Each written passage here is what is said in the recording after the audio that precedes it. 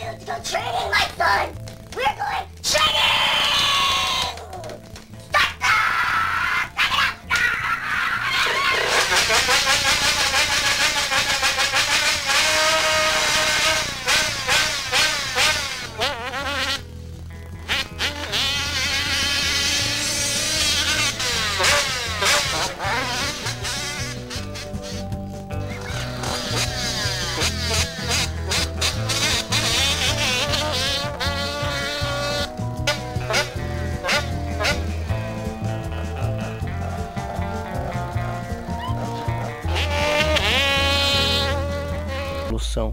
E a evolução está nas mudanças, quase que lhe obrigando a um contínuo aprimoramento.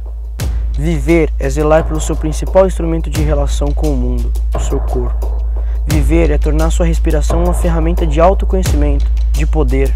Viver é ter consciência das suas emoções e conduzi-las para que sejam produtivas e lhe façam superar os obstáculos. Ser um atleta é estar ainda mais no fluxo da vida. É se autossuperar a cada instante, conhecer os seus limites e ultrapassá-los.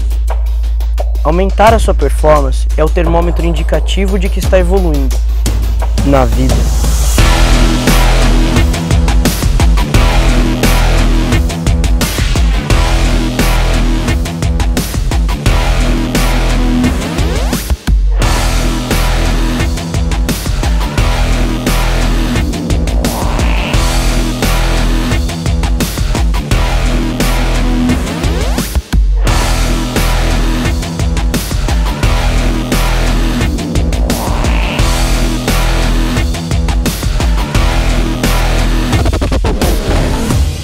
Torne-se a melhor versão de si mesmo com o método.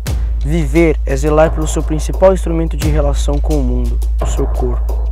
Viver é tornar sua respiração uma ferramenta de autoconhecimento, de poder. Viver é ter consciência das suas emoções e conduzi-las para que sejam produtivas e lhe façam superar os obstáculos. Ser um atleta é estar ainda mais no fluxo da vida. É se autossuperar a cada instante, conhecer os seus limites e ultrapassá-los. Aumentar a sua performance é o termômetro indicativo de que está evoluindo na vida.